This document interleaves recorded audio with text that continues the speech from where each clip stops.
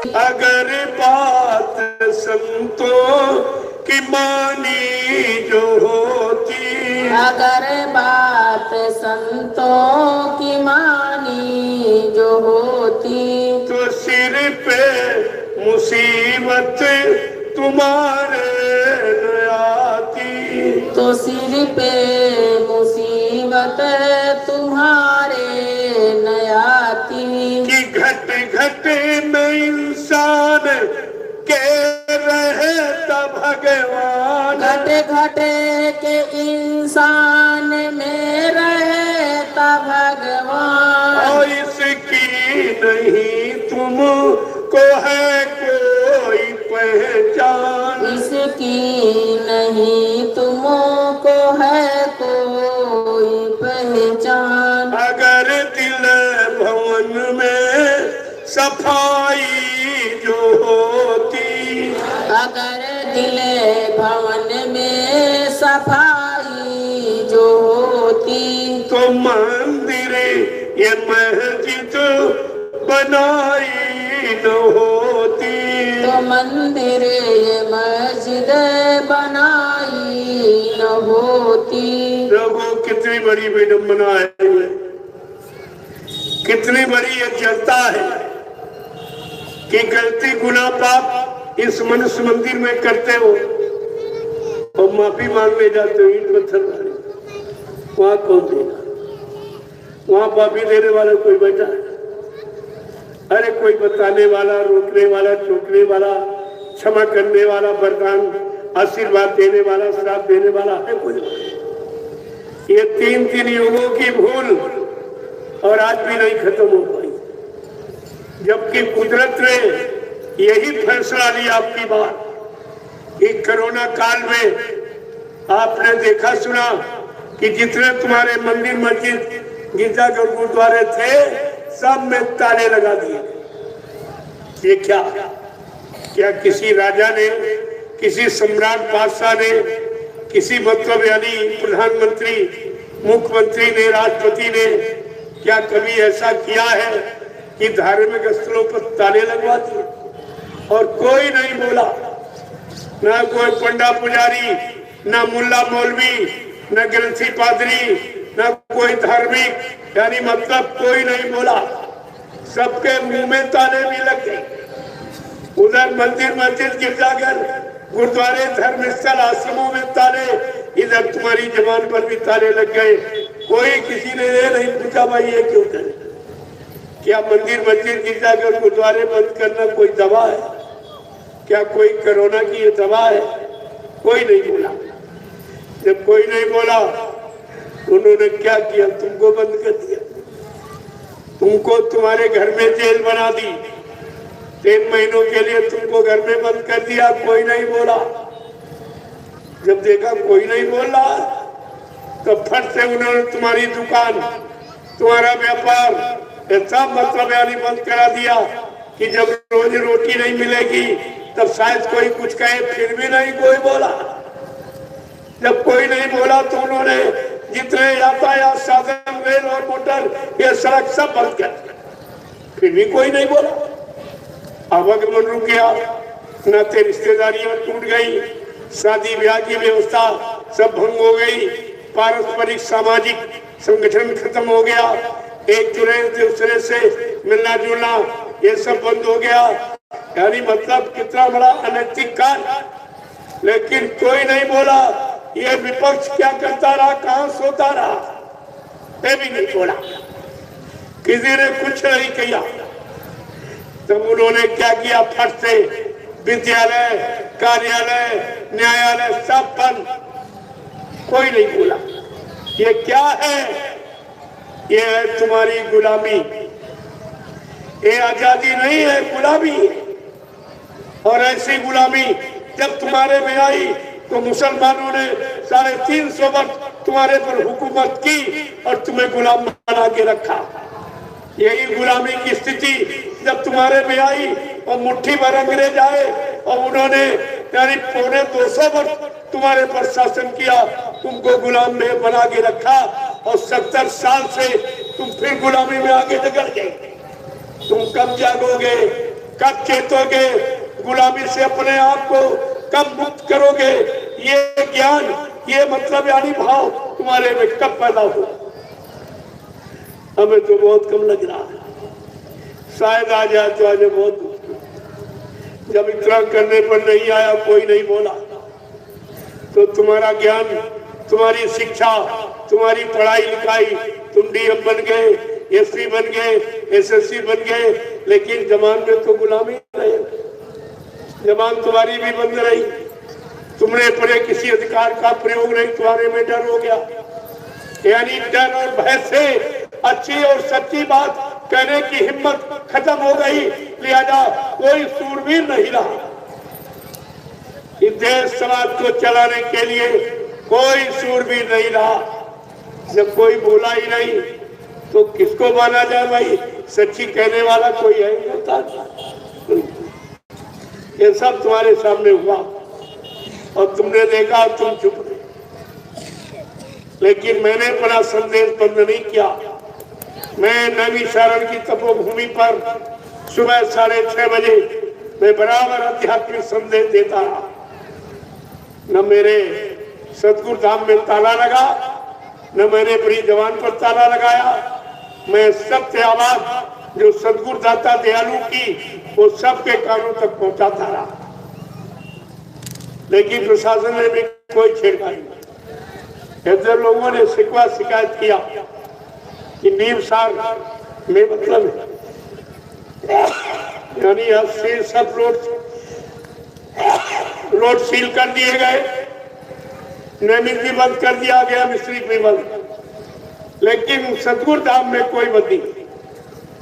आपको यह भी समझना चाहिए कि हिंदुस्तान में एक अनोखा आश्रम सतगुरु धाम नैमिषारण्य जो अभी तत्काल बना, जहाँ सच्चाई के सिवा और निंदा आलोचना बुराई की बात की नहीं जाती। सारे धर्मों का सम्मान, सारे इंसानों का सम्मान, सारी जातियों का सम्मान, यानी मतलब सारे मजहब धर्मों का सम्मान, अपमान की बात नहीं। लेकिन सच्चाई को खोल के कहा जाता, उस पर कोई पर्दा नहीं डाला। तो बराबर यानी कोरोना काल में भी सत्य था। क्यों? मैंने 3 महीने लगातार क्षेत्र में भोजन बंटवाया, अपने आश्रमों से बनवा कर रोटी, सब्जी, दाल, चावल सब, और अपने आश्रम सतगुरु धाम से इतनी सब्जियां मैंने बुआ दी थी।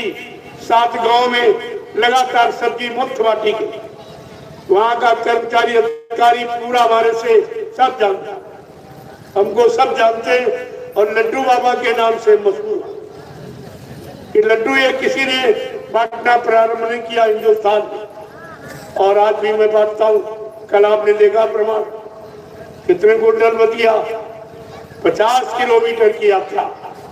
ये कोई कर सकता है किसी में ताकत ये काम करने की? और इतने प्रसाद बांटने की, निस्वार्थ बदले में लेने की कोई भावना नहीं, कुछ। अरे काम ही तो नाम है, इस काम को तुम छिपा नहीं सकते हो। तुम कितना ढिंढोरा पीटो, कितना कुछ कर डालो, लेकिन साथ पर नाच नहीं आते। सत्संगी का अर्थ क्या है? जो सत्संग में आवे, प्रेमियों को बुला के ले आवे। ये कैसा सत्संगी जो जा जाके गाँव में मना करता कि सत्संग में बच जाना। अरे सत्संग कोई हमारा तुम्हारा है, सत्संग तो गुरु का है। किसी प्रेमी के मुख से हो सत्संग गुरु, किसी का। सत्संग का विरोध करने वाला सीधा गुरु का विरोधी, वो गुरु का ही विरोध करता।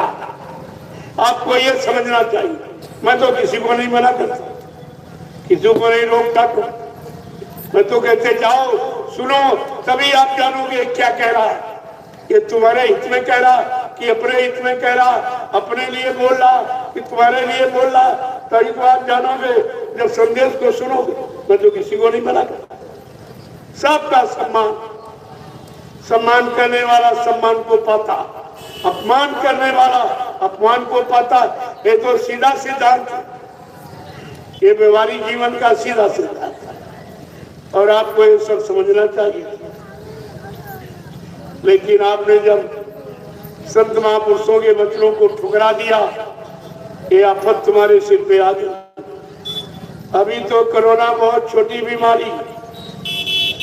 कोरोना के बारे में बाबा जी ने बहुत पहले इशारा किया था।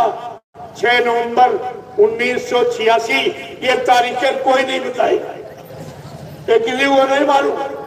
6 नवंबर 1986 बाबा जी ने ये सत्संग के दौरान कहा कि बच्चा, अगर तुम शाकाहारी ना बन पाए, सच्चे ईमानदार नेक भले चरित्रवान न बन पाए, तो कुदरत की तरफ से एक बीमारी आ रही जिसका नाम है करोना। क्या ना करो तो बीमारी नहीं आएगी, अगर करते रहोगे तो बीमारी आ जाएगी। कोरोना का अर्थ ही है करोना। क्या ना करो, अंडे मत खाना, क्योंकि मुर्गी का मासिक धर्म है। इससे बड़ी और कोई गंदगी है मासिक धर्म की? गृहस्थी में रहते हो सभी लोग जानते हैं। ये मुर्गी का मासिक धर्म अंडा, ये खिलाकर लोगों को कितना भोगी बनाया जा रहा, कितना रोग भोग का रोगी बनाया जा रहा। इस पर किसी ने विचार किया? कोरोना का मतलब अंडे मत खाना, मुर्दा मांस, पशु पक्षियों का मत खाना। बुद्धि नाशक नशा जो बुद्धि को पागल कर देती है, माँ बहन बेटी बहू की पहचान खत्म हो जाती, ऐसा बुद्धि नाशक नशा शराब का, गांजा का, भांग का, अफीम का कोई प्रयोग मत करना। अगर करोगे तो बीमारी आ जाएगी, नहीं करोगे तो नहीं आएगी। लोग माने नहीं और ज्यादा शुरू कर दिया। शासन प्रशासन भी सहयोगी बन गया, लाइसेंस परमिट बनाने लगा। चाहे जितने मुर्गे काटो, मछली काटो, बकरे काटो, अंडे फोड़ो, गर्भपात करो, मासूम बच्चों की हत्या, ये सब यानी मतलब खुली छूट। ये क्या? ये हत्या, अनाचार, पापाचार, भ्रष्टाचार को प्रोत्साहित करना, ये प्रोत्साहन देना। और जब जब राजा की तरफ से ऐसी खराब व्यवस्था धर्म के प्रति यानी अधर्म और पाप और हिंसा और मारकाट तो खुली छूट दी गई, तब तक प्रेमियों विनाश हो। उस राजा का विनाश हो। हिरण्यकश्यप जब ने एक अच्छी भली बात अपने बेटे प्रहलाद की नहीं माना, उसका विनाश हो गया। रावण इतना बड़ा धनवान, बलवान, बुद्धिमान, लेकिन अपने भाई भक्त विभीषण की नेक अच्छी भली सलाह को नहीं माना, उसका भी विनाश हो। भगवान कृष्ण ने अपने मामा कंस को स्वतः समझाया और नहीं माने, और यदुवंशियों से कहा, अरे भाई मैं तुम्हारी जात बिरादरी में आया हूँ, जात बिरादरी के नाते मेरी बात मान लो, वो भी नहीं माने। यदुवंशी कहने लगे, अरे जा तू जात का ग्वाला है, गाय चराने वाला, माखन का चोर, तेरी बात कौन मानेगा। इस तरह जब उनको अपमानित किया अमर्यादित शब्दों का प्रयोग करके, तो कृष्ण बेचारे लाचार मजबूर हो गए और 18 दिन का एक खेल खेला, एक लीला की, जिसको आप महाभारत कहते हो। 56 करोड़ का सफाया। ये सफाया देखिए। अरे जब पहले भी नहीं मानी भगवान की, आज कहां से मानी? जब वो भगवान कृष्ण की बात नहीं मानी, ये इतिहास कह रहा, मैं नहीं कह रहा, इतिहास कह रहा है। इस कौम ने भगवान कृष्ण की बात नहीं मानी, तो ये इंसान की बात क्या मानेगा? आज हमारे सामने यही कौम खड़ी है। ये आपको ध्यान में रखना चाहिए कि समय आ गया परिवर्तन, समय आ गया विनाश का। आप देखते जाइए, मथुरा में तो झाड़ू लग गई। देखा, इन्होंने शुरुआत की कि बाबा जी मर गए, चले गए। मैंने शुरुआत में कहा कि लोगों ने प्रचार किया कि बाबा जी शरीर छोड़ के चले गए। आप लोग देखते जाइए, ये तुम्हारे सामने सब मुद्दा होते चले जाएंगे। और 5 चले गए, कुछ 5 चले गए, कुछ वो भी स्वास्थ्य वाला। मथुरा खाली नहीं करनी, पड़े आप खाली। मथुरा से लोगों को डर हो जाएगा, वहां बैठने में डर हो जाएगा, डर। आप देखते जाइए कि कुदरत कैसे अपना काम करती है। क्योंकि इन्होंने बाबा जी की बात मानी नहीं, बल्कि उल्टा और प्रचार कर रहे हैं कि मर के चले गए ये करके। तो हमने कहा कोई प्रमाण है तुम्हारे पास? तुमने प्रमाण पेश किया है और आप लोगों को भी ये समझ में नहीं आया, जब कोई मर जाता है तो क्या उसको कमरे में बंद करके ताला डाल के रखा जाता है? ये तुम्हारे सामने मतलब ने सब किया। तुम्हारी जबान नहीं खुली है, क्या कर रहे हो? अरे हमारा गुरु हमको दिखाइए, और दिखाने के लिए तुमने बुलाया, लेकिन किसी ने देखा? सबको निमंत्रण देके बुलाया गया, आओ सब लोग अंतिम दर्शन कर जाओ बाबा जी का। और तुम लोग दर्शन करने गए मथुरा में। सच बताना, बाल बच्चेदार हो, क्या हिंदुस्तान के किसी प्रेमी ने मथुरा में बाबा जी के शरीर को पूरा खोल के देखा था? नहीं। या पूरा शरीर खोल के दिखाया गया? नहीं। फिर तुमने विश्वास कैसे कर दिया? अगर तुम्हारा पिता मर जाए और तुम्हें लाश न दिखाई जाए, क्या बिना देखे आप विश्वास करोगे? बिना देखे 13वीं मनाओगे, बाल बुलवाओगे? और तुमने तो सबका डरा, बिना देखे 13वीं मनाए, बाल बुलवाए।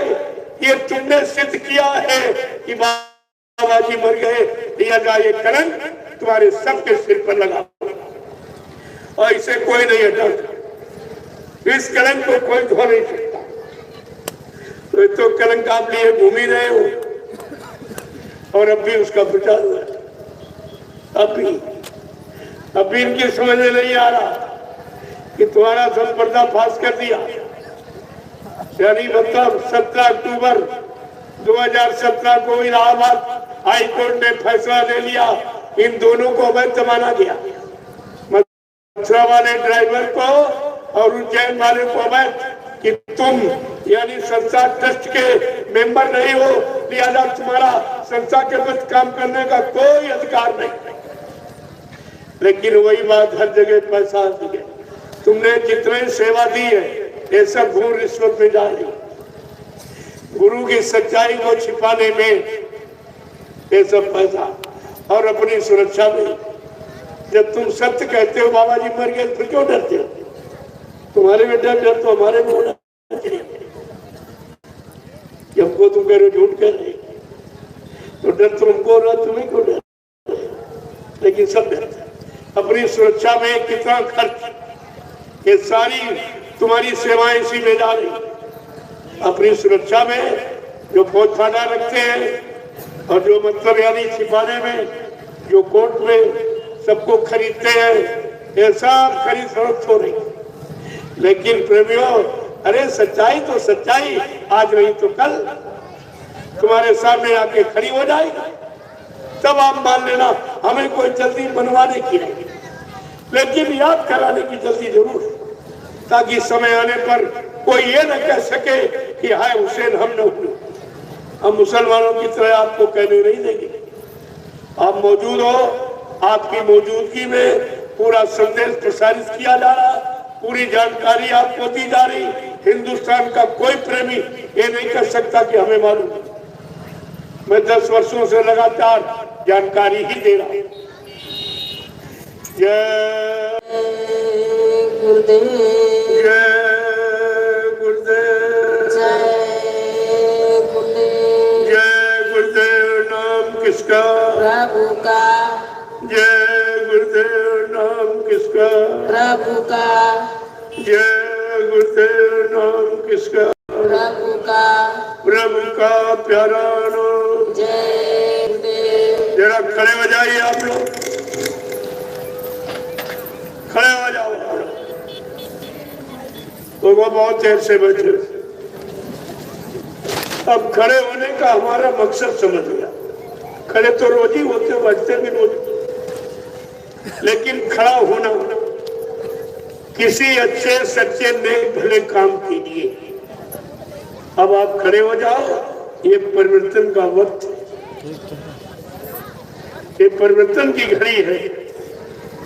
एक अच्छे सच्चे चरित्रवान समाज का निर्माण होना, मेरा अभियान इसीलिए चला।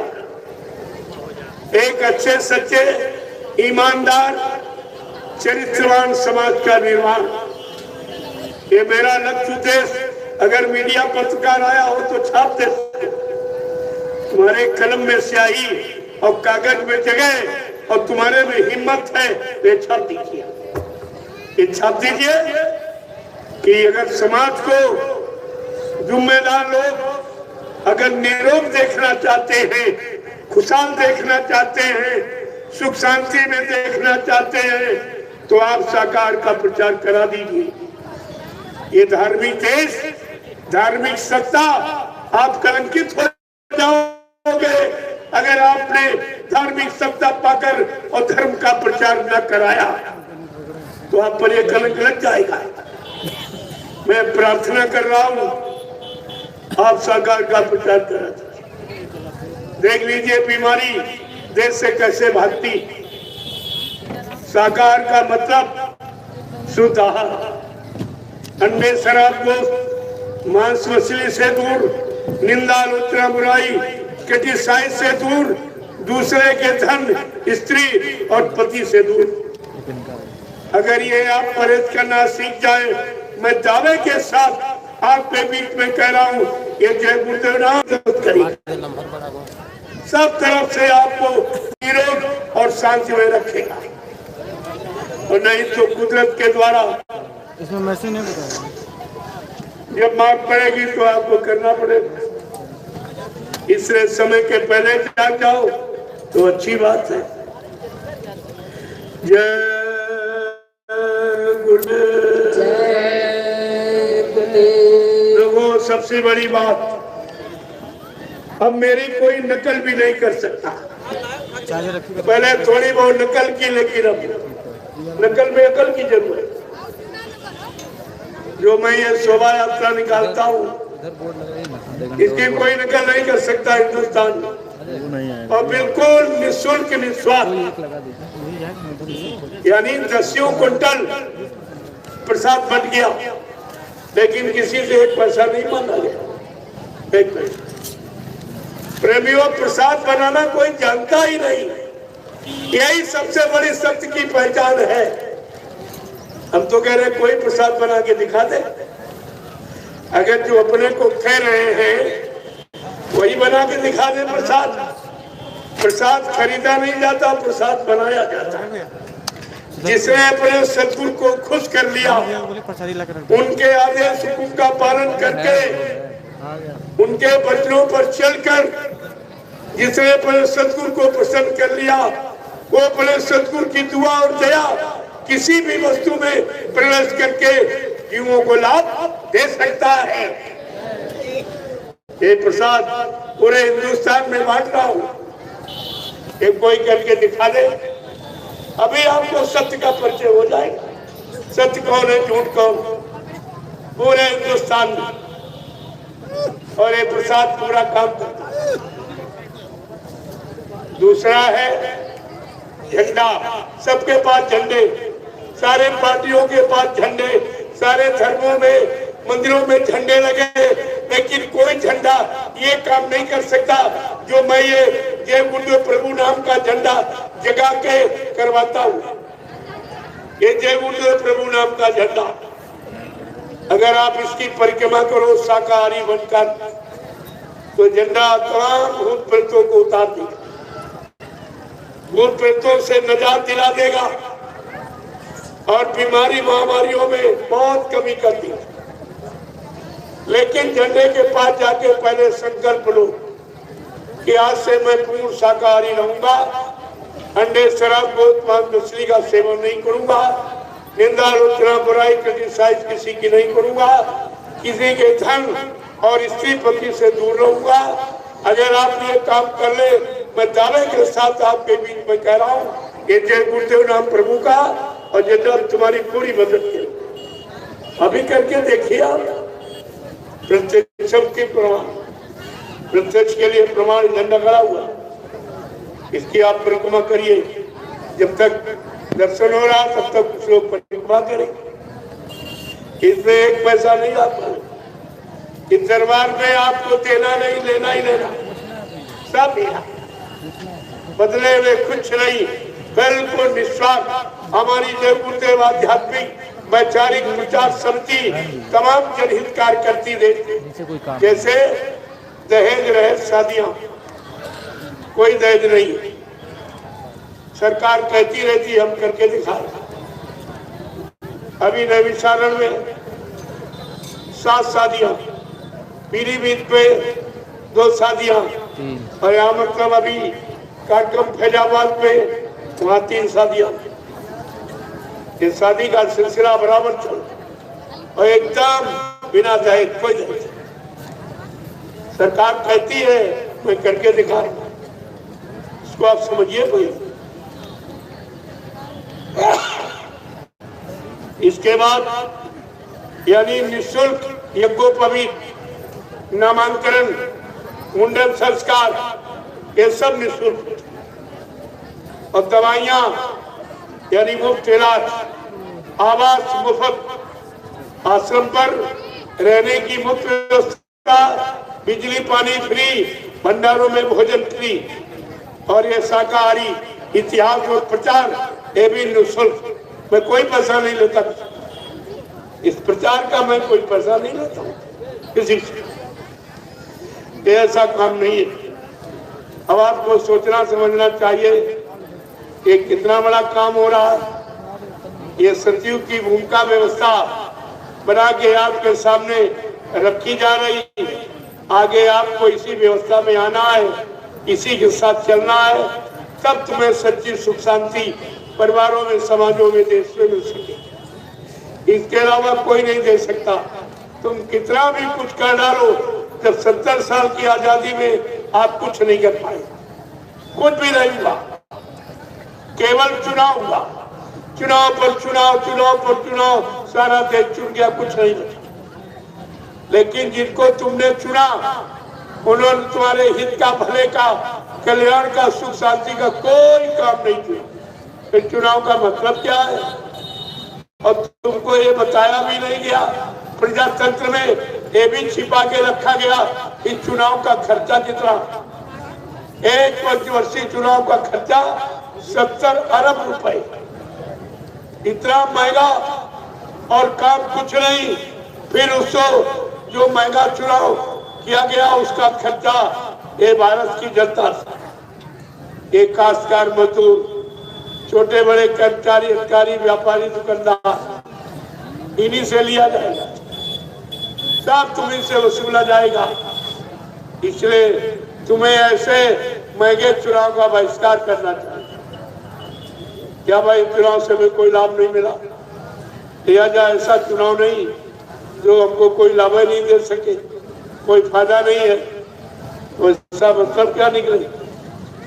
ये सब प्रजातंत्र में प्रजा को एकजुट होके अपनी बात कहनी चाहिए, सिद्धांतों को कम से कम बताना चाहिए।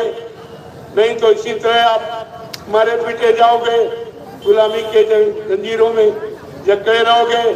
तुम कहते हो देश आजाद, हम कहते पहले से ज्यादा बर्बाद।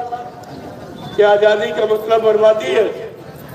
अरे कुछ तो आप विचार करो, जिस देश में रहते हो, जिस देश के नागरिक हो, नागरिक के हैसियत से तुम्हारा भी देश समाज के प्रति कुछ कर्तव्य है।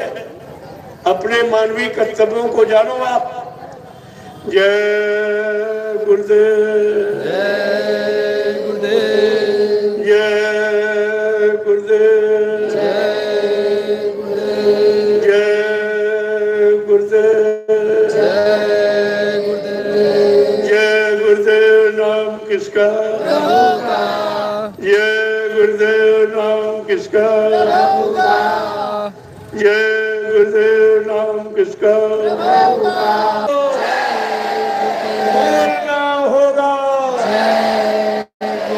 अभी से बोलो, दुख दर्द हरेंगे, सब कष्ट मिटेंगे, सुख शांति भी देंगे। सबके दाता, सबके मालिक, प्रेम से बोले, ये नाम नहीं इंसान का, ये काम नहीं इंसान का, प्रेमियों में काम इंसानों के बस का नहीं रहा। कोई इंसान ये काम नहीं कर सकता। वो तो 70 साल की आजादी सब पर, तो अब कहां से हो जाए? 70 साल का तो एक जीवन है कलयुग में। एक जीवन पूरा निकल गया, कुछ नहीं किया तो अब क्या करें? जब बना था तब नहीं रख पाए, अब बिगाड़ के ये कहां बना लेंगे? इनके बस का कुछ। ये हथियार फेंकने ही वाले हैं। और बाबा जी ने पहले भी कहा था, जब राजनीति लोग अपना हथियार डाल देंगे, कहेंगे न्याय सुरक्षा रोजी रोटी देना मेरे बस की बात नहीं, महंगाई गरीबी बेरोजगारी दूर करना कहेंगे मेरे बस की बात नहीं, चोरी डकैती कत्ल बलात्कार रोकना मेरे बस की बात नहीं, ये जीवों की हिंसा और हत्या जो हो रही है इसको रुकवाना ये कहेंगे मेरे बस की बात नहीं। तब बाबा जी ने क्या कहा था? तब बच्चा मैं अपना ब्रह्मास्त्र उठाऊंगा। तो बाबा जी के ब्रह्मास्त्र कौन है? ये भी आप भूल गए। 18 वर्ष दूरदर्शी का प्रचार कराया, लेकिन आप भूल गए। एक दूरदर्शी, दूसरा भूम ज्योतक, ये दो ब्रह्मास्त्र है। ब्रह्मास्त्र कुत्तों पर नहीं चलाए जाते, राक्षसों पर, जिनका राक्षसी खान पान राष्ट्रीय भाव विचार किया कर्म उन पर चलाएगा। तो कोई भी हथियार चलाने के पहले हथियार का परिणाम नहीं बता सकता, लेकिन बाबा जी का ब्रह्मास्त्र भी उठा नहीं और परिणाम पहले बता रहे। दूरदर्शी आएगी, धरा पर सती उलाएगी, दूरदर्शी का ऐलान, स्वर्ग बनेगा हिंदुस्तान, दूरदर्शी का पैगाम हर बच्चे को देगी काम, दूरदर्शी आएगी, माँ बहनों की लाज बचाएगी, दूरदर्शी का संकेत, सोमन भीगा देंगे खेत, दूरदर्शी का उद्देश्य विश्व गुरु हो भारत देश। प्रेमियों, ये संकल्प पूर्ण आजादी लाने की, ये संकल्प है दूरदर्शी का।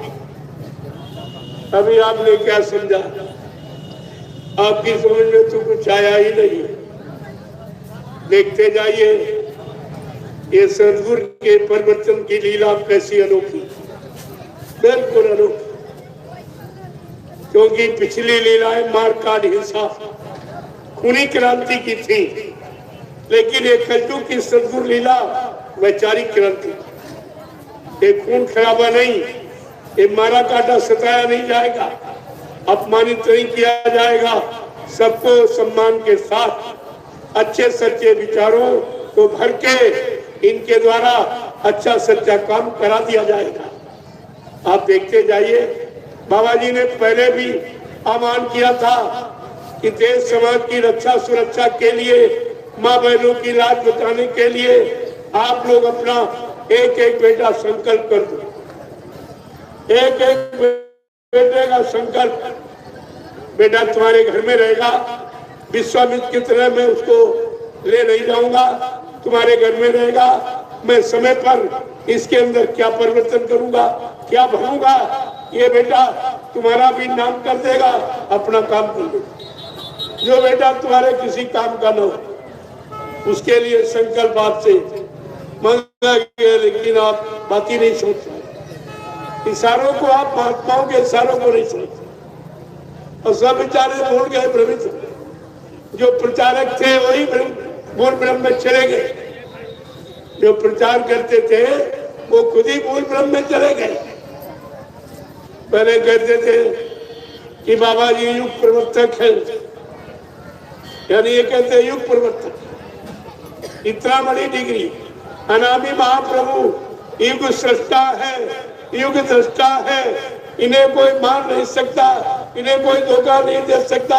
वही प्रचार करता कि बाबा जी मर के चले, वही प्रचार कर रहा है।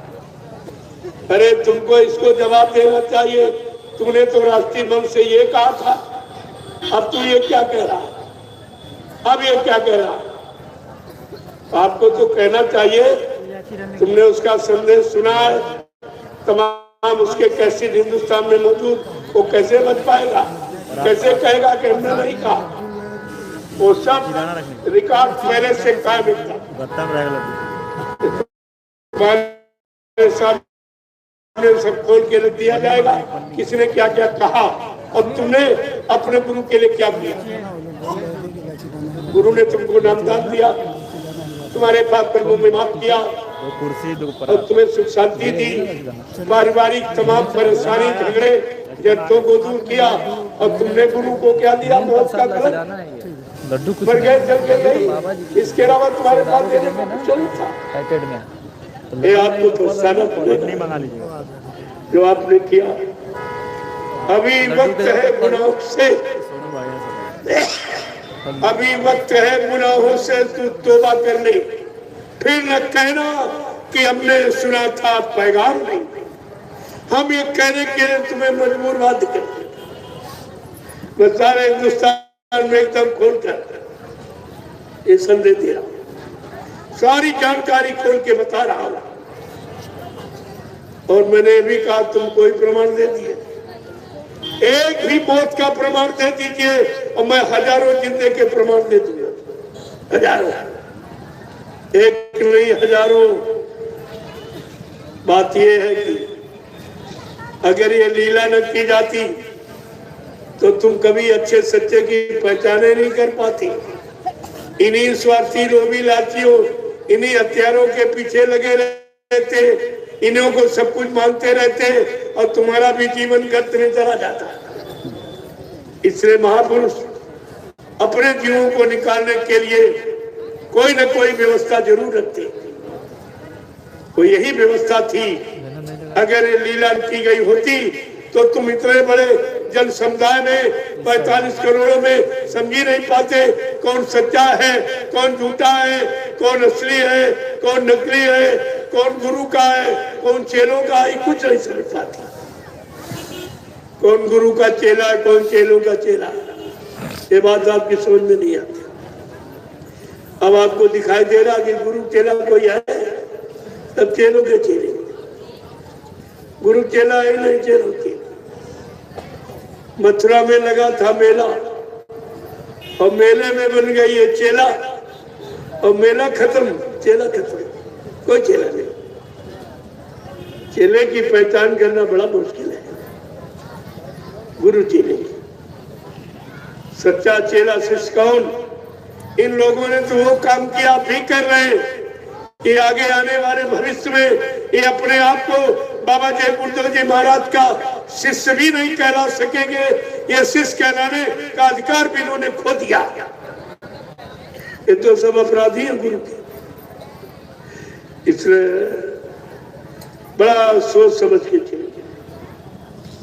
यहाँ तुम सोच समझ के चलना। ये राह बड़ी टेढ़ी, ये राह अति टेढ़ी। गुरबिन कैसे पार उतरना, यहाँ तुम सोच समझ के चलना। ये समझने की चीज है और सोच समझ के चलने की जरूरत है। ये संत मत है। जय गुरुदेव, जय गुरुदेव।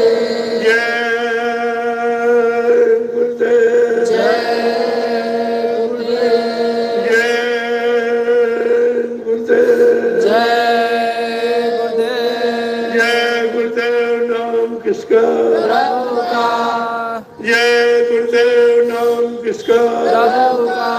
प्रभु का प्यारा नाम। देखो एक बात और बड़ी याद है कि बाबा जी ने जय गुरुदेव नाम जगाया और किसी ने नहीं दिया।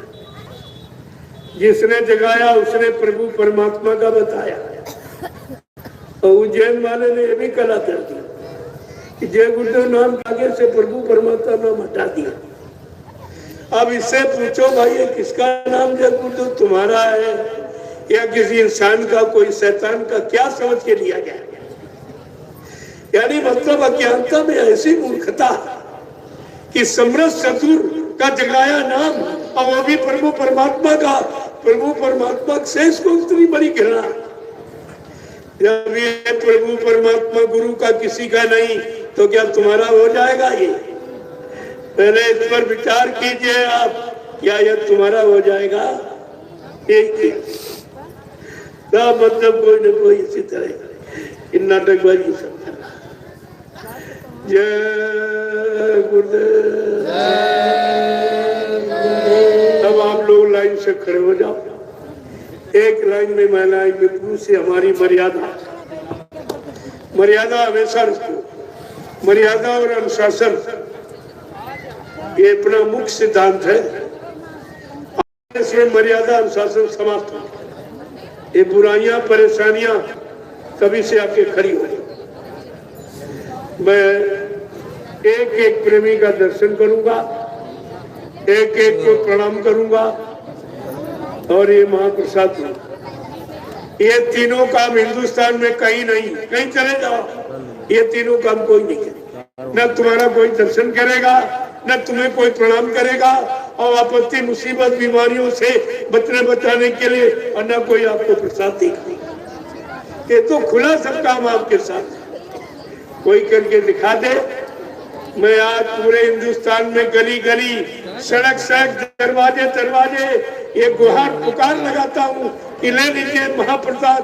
आगे आने वाली महामारी बीमारियों में तुम्हारी मदद करेगा, आप शाकाहारी बन जाए। अभी मैंने एक काफला फिर 3 प्रांतों का, उत्तर प्रदेश, झारखंड और बिहार, जब करेंगे ये 2 महीने का अभी करके आए। नहीं करेंगे 1 करोड़ जीवों का जागरण हुआ। शाकाहार का शुद्ध संदेश देखिए। दूसरे काफिले की तैयारी है और रामनवमी के पावन पर्व से ये काफिला सतगुरु धाम नैमिषारण्य से चलेगा और सीतापुर पड़ोसी जिले में होता हुआ ये 8-9 प्रांतों का यानी जिलों का भ्रमण करेगा। 8-9 जिलों का भ्रमण करेगा। 1 महीने का काफिला मेन साइकिल यात्री होगा। इसमें साइकिल यात्री, मोटरसाइकिल यात्री अपने निजी वाहन, कोई किराए का वाहन लेके नहीं चलेंगे। इस काफिले में एक रात एक धमाका हो जाएगा हिंदुस्तान में। इतना बड़ा जनसैलाब निकलेगा कि लोग देखते रह जाएंगे। जय गुरुदेव आध्यात्मिक जन जागरण शाकाहारी काफिला, एक काफिले का नाम है। और ये 29 मार्च को ये वाहनों का पूजन साइकिल सवारों को, मोटरसाइकिल सवारों को ये रक्षा सूत्र उनकी कलाई में बांधकर और उनके माथे पर चंदन रोली, ये शुभ चिन्ह, शुभ निशान लगा करके शुभ यात्रा के लिए इनको रवाना किया जाएगा नैमिषारण्य सतगुरु धाम से। ये सब आप समझ लीजिए तो देखिए आप किस तरह काम होता। जो प्रेमी चल सकते हैं वो चल सकते, किसी को रोक नहीं है, तो चलना भी चाहिए। कम से कम देखो तो इन लोगों ने 60 साल में समाज की, परिवारों की, इंसानों की क्या हालत करते हैं। तमाम सर्वे होगा, सड़कों का सर्वे, व्यवस्था का सर्वे, इनकी राजनीति का सर्वे, इनके राजनीतिक कार्यों का सर्वे, ये सब पत्रकार मीडिया इनका भी देखा जाएगा कि अगर मंत्री का कुत्ता मर जाए तो फट से निकाल देंगे अखबार में। इतना बड़ा जनमानस यहाँ इकट्ठा, लेकिन इनके काम में जो नहीं रहेगा। ये बेचारे इतने गुलाम हो गए हैं कि ये कुछ कह ही नहीं सकती, गुलामी में चिपक गए। देश तो गुलाम था लेकिन ये गुलामों के गुलाम नहीं। ये स्वतंत्र थे, सच्चाई को निकालने वाले, परमात्मा की तरफ चलने वाले, परमात्मा से शुभ आशीर्वाद प्राप्त करने वाले, लेकिन उन्होंने सच्चाई का एक काम सब बंद कर दिया। सब बिक गए, सब खरीद लिए। हमको तो खैर जरूरत किसी की नहीं है, मैं स्वयं सक्षम हूँ। मैं घर घर खुद ही पहुंच जाऊंगा अभी पहुंचा जा रहा हूँ, आप देखते जाइए। मैं घर घर खुली चला जाऊंगा, जिसको काम करना ना आता हो वो इनका सहारा ले। अब तो काम कितनी बड़ी उम्र में, फिर भी मैं काम करता हूँ और काम करना जानता हूँ, काम करके दिखा दूंगा, देख लेना आप धीरे धीरे सब। लेकिन तुम्हें क्या मिलेगा? तुम्हें अपराध के सिवा, कर्म के सिवा क्या मिलेगा? इतना बड़ा काम ये धार्मिक स्थल पर हो रहा, इस दुर्वासा ऋषि की पावन पवित्र भूमि पर आज ये शुद्ध शाकाहार का संदेश जो कहीं नहीं हो। कोई मंदिर मस्जिद गिरजाघर गुरुद्वारे कोई इसकी मतलब इसका प्रचार नहीं कर रहे, कोई मतलब धार्मिक संस्थाएं, कोई ट्रस्ट धर्मशाला, ये कोई इसका प्रचार नहीं कर रहा। केवल ये प्रचार नैमिषारण्य की पावन पवित्र भूमि से हो रहा जो 88,000 ऋषियों की तपोभूमि, वहीं से ये प्रसारण प्रारंभ हुआ। और आप देखते जाइए कि किस तरीके से पूरे हिंदुस्तान में छा जाएगा। जय गुरुदेव, जय गुरुदेव। देखो कल आप समय से आओ, आज तो मैं आपको देख के थोड़ा लेट आया था।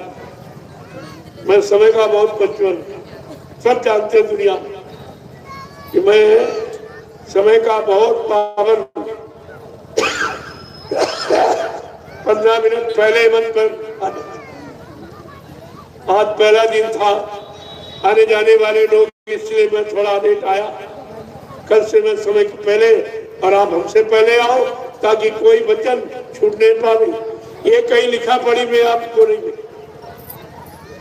ये बाजारों में बिकने वाला नहीं संदेश। इसलिए समय से पहले आओ और एक एक वचन को सुनो, सब तुम्हारी संख्या निकल जाए। बिल्कुल मैं किसी की निंदा लोचा बुराई का आधार नहीं बनाता है मेरा। हम किसी गंदगी क्यों उठाए? वो अपना गंदगी का वो मतलब यानी उसका खामेला भोगेगा, हमको क्या।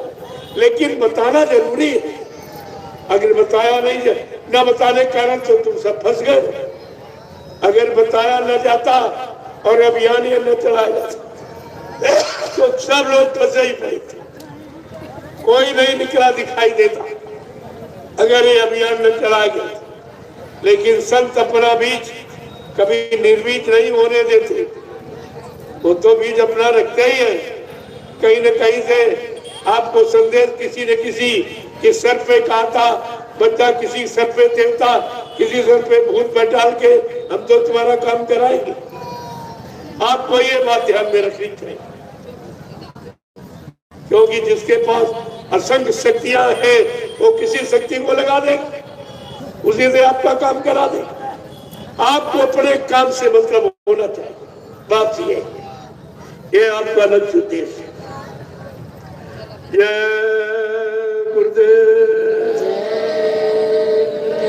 मैंने जब ये प्रचार प्रसार का अभियान जारी किया 28 मई 2012 से, तो ये लीला कब हुई खेल 18 मई 2012, ठीक 10 दिन बाद मैंने अभियान छेड़ दिया।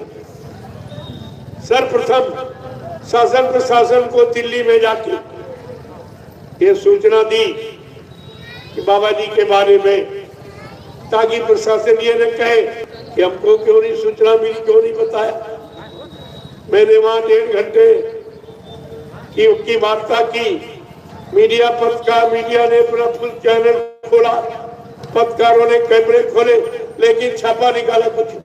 मैं तो जानता था छापे। तो मैंने कहा अगर आपने सुनवाई कार्रवाई न की तो मैं 1 सप्ताह के बाद फिर आ जाऊंगा। जब कोई सुनवाई कार्रवाई नहीं की, मैं 1 सप्ताह के बाद ठीक फिर पहुंच गया। और जंतर मंतर भूमि के नाम से जो जानी जाती, जहां लोग भारत सरकार से न्याय मांगने जाते, मैं इस मृत्यु का न्याय, ये सच्चाई क्या झूठ क्या, ये क्यों झूठा प्रचार किया जा रहा। इतने बड़े महापुरुष जो बड़ी इच्छा से आए और इच्छा से जाएंगे, न किसी ने यहाँ भेजा, न कोई यहाँ से ले जा सके। इतना यानी झूठा प्रचार, तो जानकारी के लिए मैं वहां, लेकिन कोई जानकारी नहीं थी।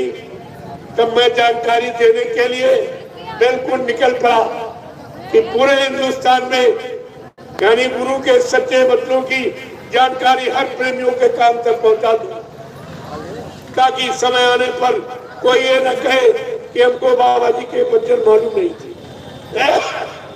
इसलिए मैं ये काम करने, मेरा आधार था क्या?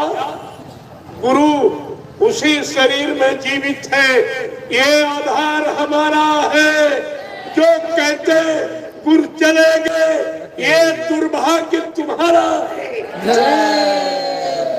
प्रेमियों, ये आधार लेकर मैंने अभियान जारी कर दिया पूरे हिंदुस्तान में। और बिना परमिशन के मैं बोलता नहीं, सबको मालूम। पूर्ण अनुशासन का पालन, आचार संहिता का पूरा पालन करता हूँ। कोई नेता नहीं परमिशन लेता, इसकी निंदा चुगली मन से कहता, उसके लिए प्रशासन में कोई पाबंदी। मैं धार्मिक संदेश, धार्मिक देश पे, धार्मिक सत्ता के अंतर्गत ये संदेश देता हूँ, तो धर्म की बात कहने के लिए हमको परमिशन लेनी। मेरे पास पूरा रिकॉर्ड है 10 वर्षों। समय आने पर मैं पेश कर दूंगा। इन जिम्मेदार लोगों ने धार्मिक देश से धार्मिक सत्ता थी, हमको धर्म की अच्छी सच्ची नेक भली बात कहने के लिए परमिशन लेनी पड़ती थी, और कहीं कहीं ये लोग परमिशन देते भी नहीं। ये सब रिकॉर्ड मेरे पास है। तुम कहाँ भग के जाओगे? मैं तुम्हारे पीछे ही तो खड़ा, कहाँ जाएंगे? ये सच्चा इज्जत तुम्हारे सामने पेश हो जाएगा। अरे सुख सदा रहता नहीं, तो दुख का भी अंत है, ऐसा नहीं है। जय गुरुदेव। जय अब आप लोग खड़े हो जाओ, मैं आपका दर्शन करूंगा। देखो बात यह है कि क्या है? इतने लोगों से एक बार की नहीं मिला जा सकता, और कुटी में इतनी जगह नहीं कि मैं आपको बुला के मिलूं। तो एक व्यवस्था यहाँ बना दी गई, एक लाइन में लाइट में मैं अभी 1 घंटे दूसरा से नहीं। कोई ये नहीं कहे भाई वो मिलते नहीं है। मैं कोई फौज फाटा लेके नहीं चलता, मैं तो अकेले नहीं चलता। दुनिया जानती है, सब जानते हैं, एकदम निर्भीक अकेले। मुझे सच कहने में कोई डर नहीं, किसी कोई भय नहीं, कोई डर नहीं। सत्य की हमेशा विजय होती है, सत्य कोई पराजित करे।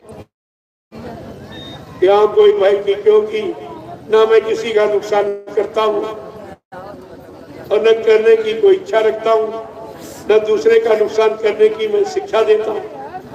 मेरे यहाँ यह है ही नहीं, एकदम शुद्ध पाक साफ संदेश। तो भी डर किस बात का?